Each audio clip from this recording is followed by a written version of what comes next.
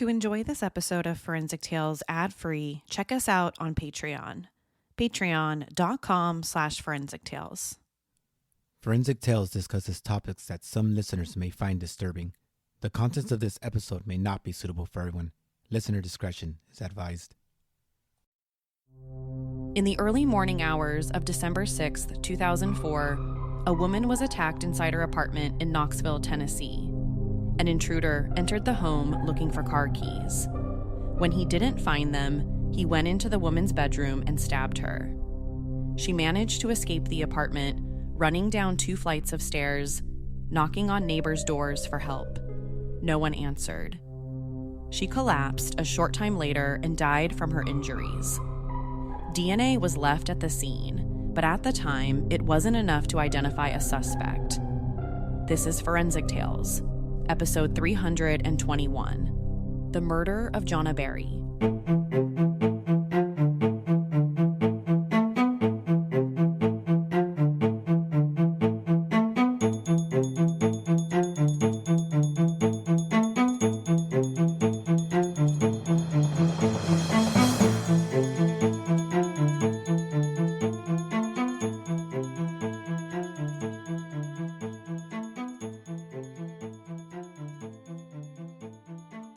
Before the headlines, before the police reports, this was someone whose friends and family described as a vibrant beauty, someone who was deeply ambitious, driven, and generous with an endless capacity for kindness. Johnia Berry was a young woman building a future, one defined by hard work, intelligence, and purpose. And in the early morning hours of December 6th, 2004, that future was violently taken from her inside her own apartment. In 2004, she graduated from college with big plans for her future. At just 21 years old, she became the youngest woman ever accepted into a law school in Michigan. At first, she thought law was the path she wanted to take. She had big dreams about becoming a lawyer. She would have the big corner office. She would make a lot of money. She would become a big shot attorney.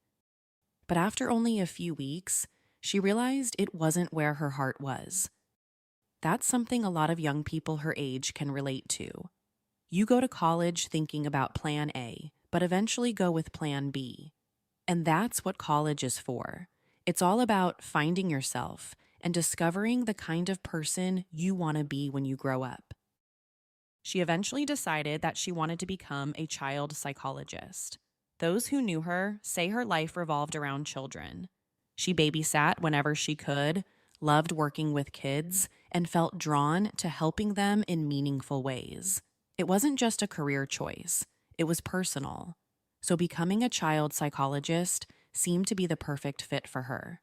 She could use her book smarts while also spending her days working with children. Around that same time, she made another major life decision. She left Michigan and returned to Tennessee, leaving behind her fiancé who was attending law school. This was the first time they had ever been physically away from each other. But despite the distance, the two remained incredibly close. They even spoke on the phone every night, often talking until he fell asleep, sharing plans for the future they fully expected to build together. They were just 2 college kids who were in love. They thought they were going to spend the rest of their lives together. When she arrived in Tennessee, she reached out to an old friend from her undergraduate years, a man named Jason. Jason told her he had an extra room and invited her to stay with him, offering to split the rent while she looked for her own place. At the time, Jason was in a relationship, and his girlfriend was also friends with Johnia. The 3 of them had known each other since college, so the arrangement was comfortable and familiar. And just in case you're wondering, Jason had a girlfriend, so there wasn't anything else going on. The plan was for everything to be temporary. It was meant to be a solution that allowed her to settle back into Tennessee while she planned her next steps. As soon as she made enough money, she would move out and find her own place. She wasn't planning on living with Jason for the rest of her life. She had no idea that her friend's apartment would become the place where her life would end. Right before dawn on December 6, 2004, Jason woke up to find a man standing inside their apartment armed with a knife. He immediately confronted the intruder, but the man attacked him back, stabbing him repeatedly. Bleeding heavily, Jason managed to escape through the front door, and covered in blood, he ran to a nearby convenience store and told the clerk to call police. When police arrived at the apartment building, they found Johnia Berry lying face down near the front door, covered in blood. She was still alive, but only semi-conscious. She was so badly hurt that she was unable to respond to any questions and had been stabbed multiple times. This crime scene was as bad as it gets. She suffered stab wounds across her entire body, including her face, neck, head, back, and torso. Detectives also noted defensive wounds, indicating she fought back against her attacker. Paramedics quickly rushed her to the nearest hospital, but she died shortly after arriving in the emergency room. In total, she had been stabbed more than 20 times, but there weren't any signs of sexual assault. This was about one thing and one thing only: murder. This was a rage killing. Jason survived the attack, but he had been stabbed 9 times.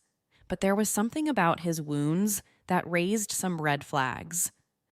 Most of his wounds were superficial. One injury in particular caught investigators' attention: a cut on his right hand. The wound was shallow and consistent with what's known as a knife slip injury.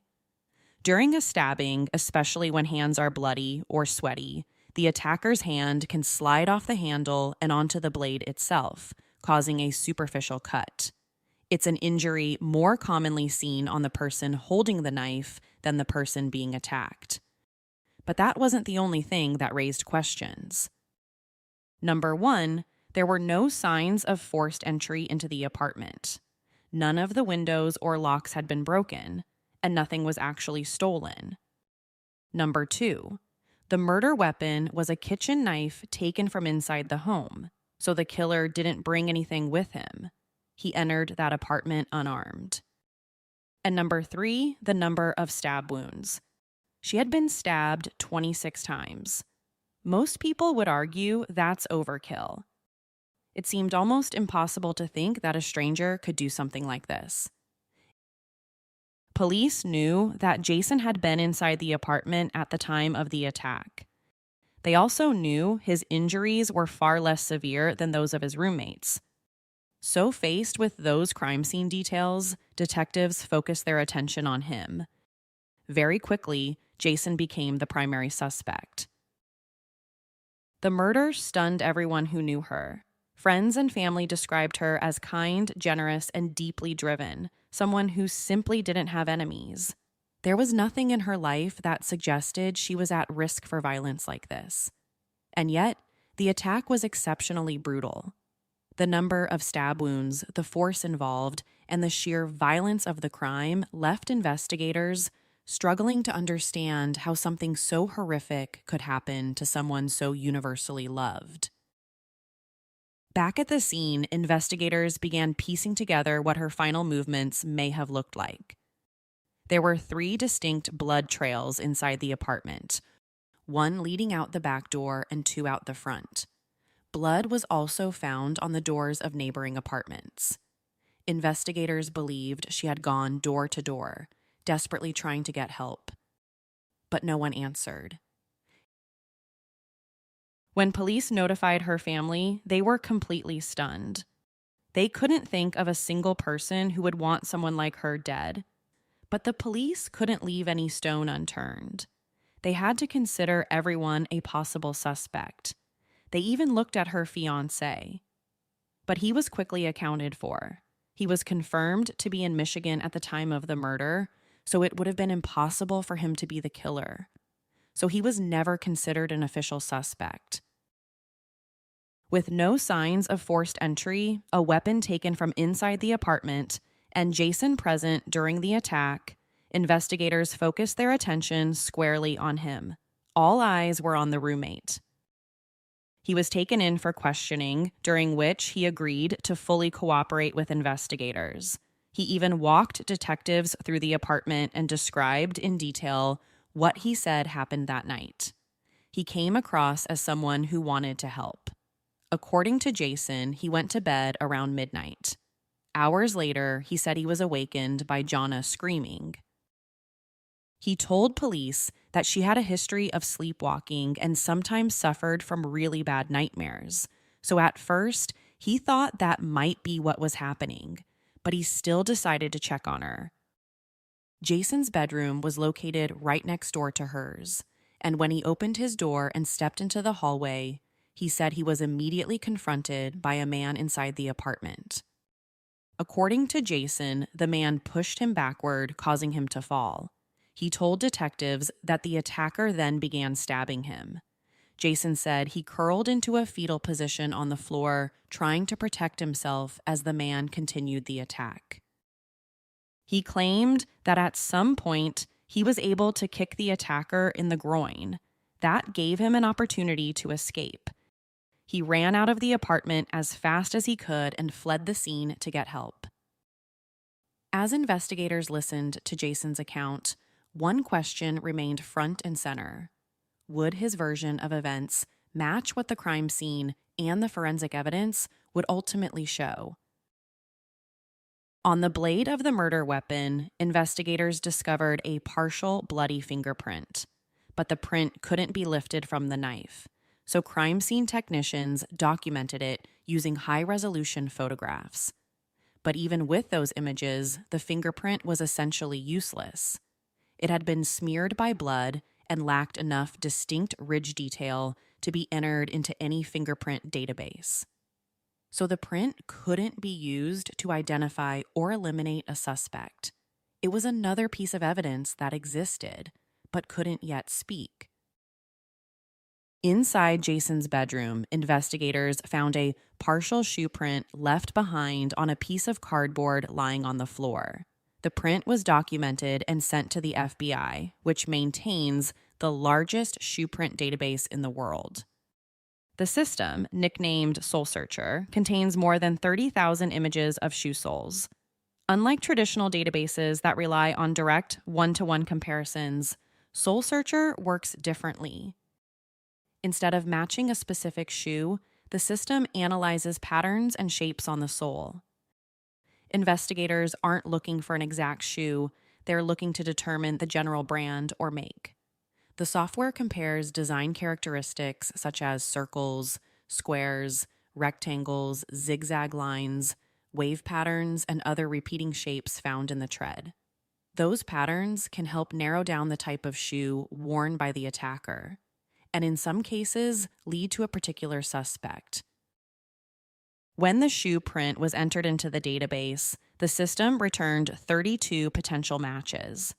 And after further analysis, investigators narrowed those results down to a single possibility: the faded Glory Gannon shoe. The shoe was sold exclusively at Walmart, which helped narrow the field, but only to a point. Walmart sold the shoe nationwide, meaning thousands of people could have owned the same pair. So while the shoe print provided investigators with a direction, it didn't give them a suspect. It was another piece of evidence that helped shape the case, but still left police searching for answers. As investigators continued reviewing the forensic evidence, they asked Jason to take a polygraph. But during the test, he became increasingly agitated and confrontational with the administrator. The session was ultimately unsuccessful, and the results were deemed inconclusive. As with any polygraph, the findings weren't considered definitive evidence, but Jason's reaction and the fact that the test failed to produce clear results only added to investigators' concerns. At this point in the investigation, he was still the prime suspect, but all of that was about to change. DNA testing on blood recovered from the crime scene revealed 3 distinct profiles. One belonged to the victim, one belonged to Jason, and the third belonged to an unknown male. That third DNA profile was found in multiple locations throughout the crime scene. It was present on the knife used in the attack. It was found on the doorknob leading out the back of the apartment.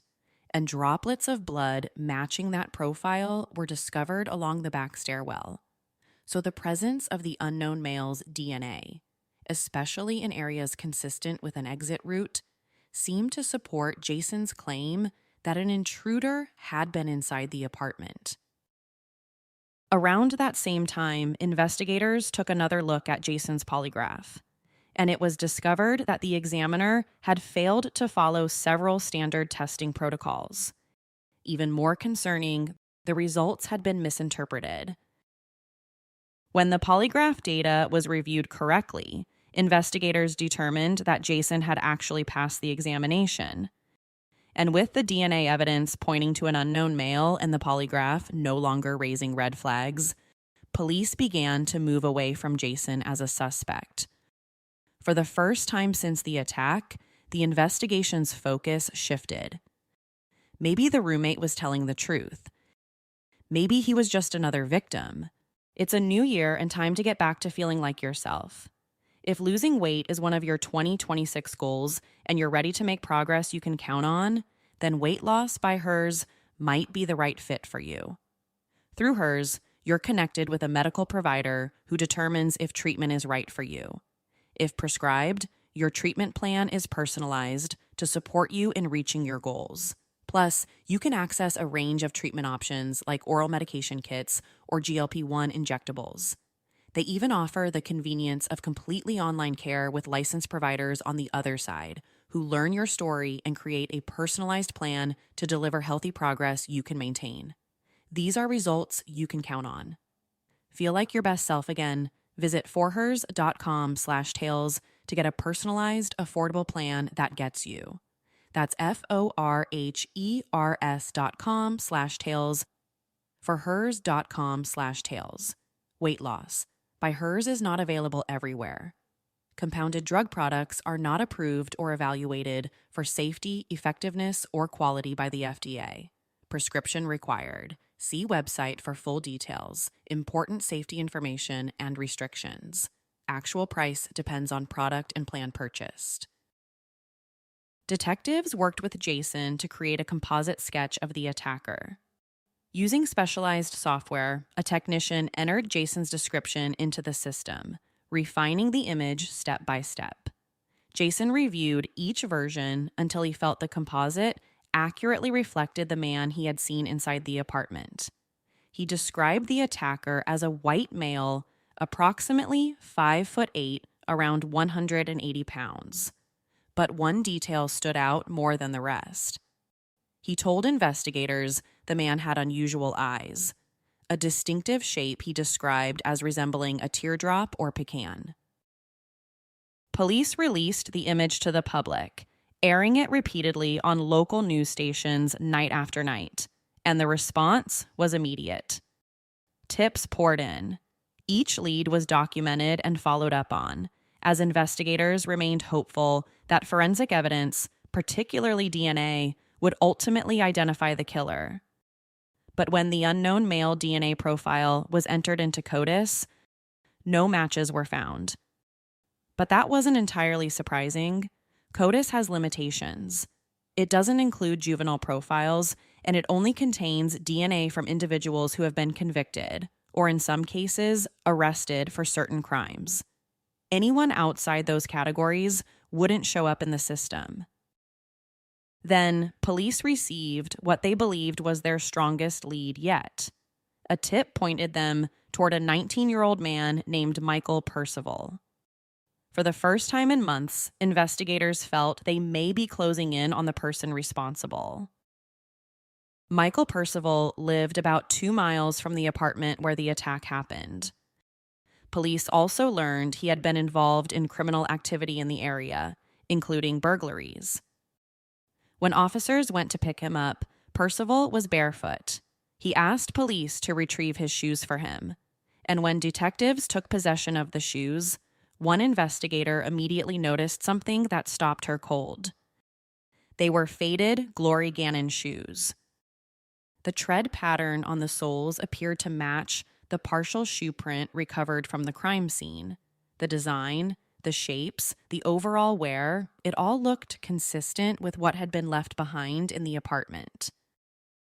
At that moment, it seemed like investigators had finally found the person responsible. And for the first time since the murder happened, the forensic evidence appeared to be lining up with a suspect. During questioning, Michael Percival told police he had been present when Johnia was killed. He claimed he went to her apartment with another person and that someone else was the one who went inside and carried out the stabbing. But almost immediately, parts of his story began to fall apart. Michael told investigators that he had forced his way into the apartment using a crowbar, but that claim was directly contradicted by the crime scene. There were no signs of forced entry, no damage to doors or frames, and no evidence that a crowbar had been used. Investigators also took a closer look at Michael's shoes. While they were the same brand and model as the shoes linked to the crime scene, they weren't an exact match. The FBI determined that the wear pattern on Michael's shoes was different from the wear pattern left behind in Jason's bedroom. Then came the most definitive result. Michael's DNA didn't match the unidentified male's DNA found at the scene. At that point, investigators concluded that Michael wasn't responsible for the attack. His statements had been false, and his involvement amounted to inserting himself into an active homicide investigation, diverting time and resources without bringing police any closer to the truth. Once again, investigators were left with the same unanswered question they had faced from the beginning. Who was the unknown man whose DNA had been left behind? With Michael ruled out, the case stalled, and police were forced back to the beginning. As the investigation stalled, her family refused to let her case disappear. They established a $70,000 reward, hoping it would generate new information and keep pressure on the case. But it wasn't just about money, it was about visibility, about refusing to let her become another forgotten name in an unsolved file. Her family worked tirelessly to keep her story in the public eye. Billboards went up, media interviews continued. Her face, along with the composite sketch of the man believed to be responsible, remained visible across the community. They believed that someone somewhere knew something. For a time, it appeared that despite all of those efforts, the case might never be solved. The DNA profile remained unidentified. Leads dried up. Years passed. Then nearly 2.5 years later, something changed. In June of 2007, police received an anonymous tip.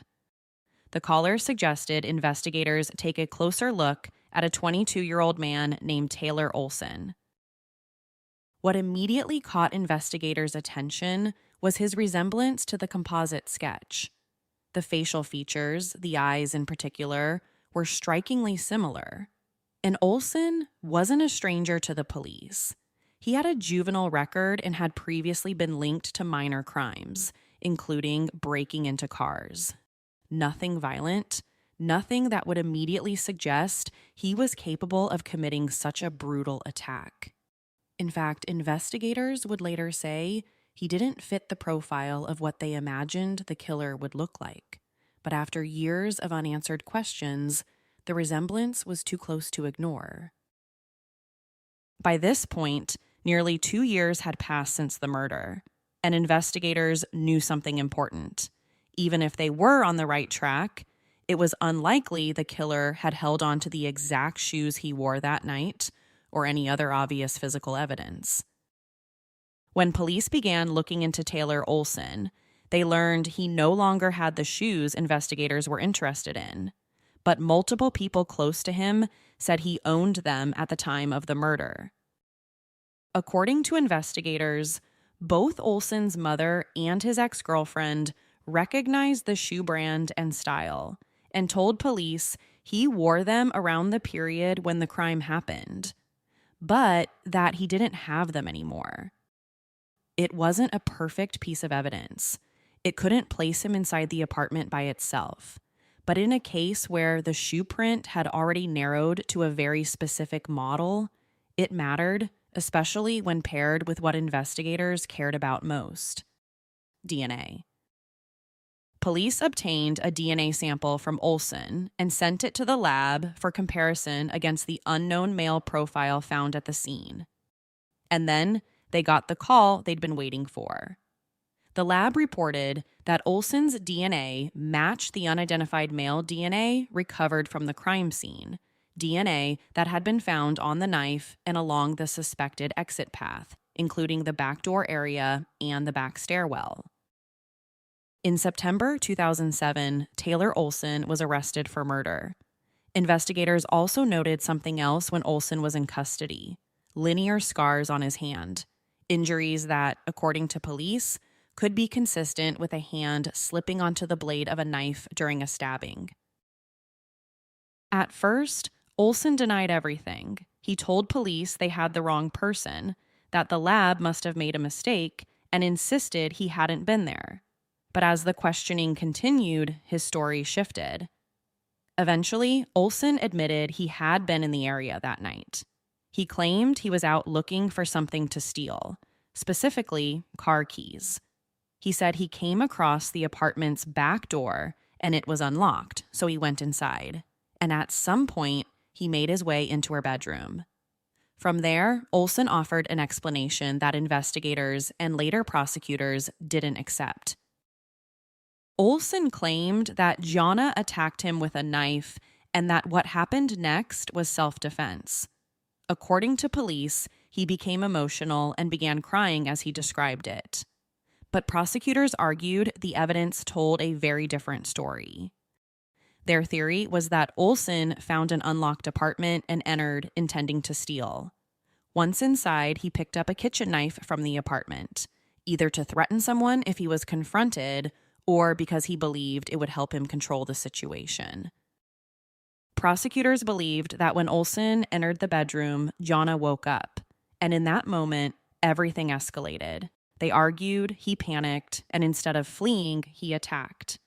They also pointed to the forensics to explain why the violence was so extreme. According to investigators, Olson's hand likely slipped on the bloody knife during the assault, cutting him and causing him to leave his own blood behind, blood that later became the unknown male DNA profile found across the scene. After leaving her bedroom, prosecutors argued Olson encountered Jason, leading to a second struggle and more blood evidence.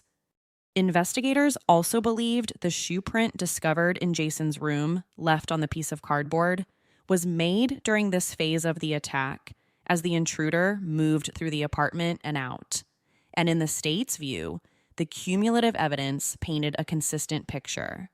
An unknown male's DNA appeared on multiple items tied to the attack and escape route. The shoe print pattern was narrowed to a specific shoe model that Olson was known to have owned. Olson had injuries that could be consistent with knife slippage. And Olson had no legitimate reason to be inside the apartment. To investigators, the most chilling part was this: there was no relationship, no personal history, no motive that matched the level of violence. And yet she had been stabbed more than 20 times. An amount of force that still left detectives and prosecutors asking the same question that haunted the case from the beginning. Why was the attack so brutal, if she was essentially a stranger? After his arrest, Taylor Olson never provided a clear explanation for what happened inside that apartment. There was no confession that explained why, no motive that made sense, no reason that could account for the level of violence inflicted on someone he didn't know. And before those questions could ever be answered in court, the case came to an abrupt and devastating end. In March of 2008, the same day his trial was set to begin, Taylor Olson was found dead in his cell at the Knox County Jail. He had taken his own life by hanging. With his death, any chance of hearing answers directly from the person responsible was gone. There would be no trial, no testimony, no explanation for why she was targeted or why the attack was so brutal. For her family, that loss of answers was another form of trauma, one that no verdict could ever fix. What remained, however, was the evidence. The forensics told a clear story, even when the killer would not. DNA left behind on the knife, on the doorknob, and along the escape route identified the man who had been inside the apartment. A partial shoe print helped narrow the investigation toward the right suspect. A bloody fingerprint, though incomplete, was consistent with the same individual. Piece by piece, forensic science did what human memory, witnesses, and confessions could not. It identified the person responsible without ever explaining why. And that absence of motive is one of the hardest realities of this case. There was no relationship, no prior conflict, no personal connection, just a moment of opportunity, an unlocked door, and a level of violence that remains impossible to fully understand. In the aftermath, the family made a choice. Instead of allowing her story to end with unanswered questions, they focused on preventing the same delays from happening to other families. They helped create a support organization called Hope for Victims, offering advocacy and resources to those navigating violent crime and loss. They also worked to change the law. Their efforts helped lead to legislation requiring DNA collection from individuals arrested for violent crimes. Johnia Berry was remembered by those who loved her as ambitious, compassionate, and deeply kind, a young woman drawn to helping others, especially children, and someone with her entire future ahead of her. Her life was taken without reason, but because of forensic science and because her family refused to let her case be forgotten, the truth of what happened didn't disappear with her killer. And while there may never be closure, there is accountability, there is change, and there is a legacy that continues to protect others. Forensic Tales is a Rockefeller audio production. The show is written and produced by me, Courtney Fretwell. If you'd like to help create compelling new cases, fund research, and assist with production and editing costs, you can support the show with a small monthly contribution. In return, you'll be one of the first to listen to new ad-free episodes and gain access to exclusive content. To learn more, visit patreon.com/Forensic Tales. Forensic Tales is a podcast made possible by our Patreon producers. If you'd like to become a producer of the show, head over to our Patreon page or send me an email at courtney@forensictales.com. For a complete list of sources used in this episode, please visit forensictales.com. If you enjoy the show, please consider leaving us a positive review. Make sure you're subscribed to the show so you don't miss an episode. Thank you for listening, and see you next week. Until then, remember, not all stories have happy endings.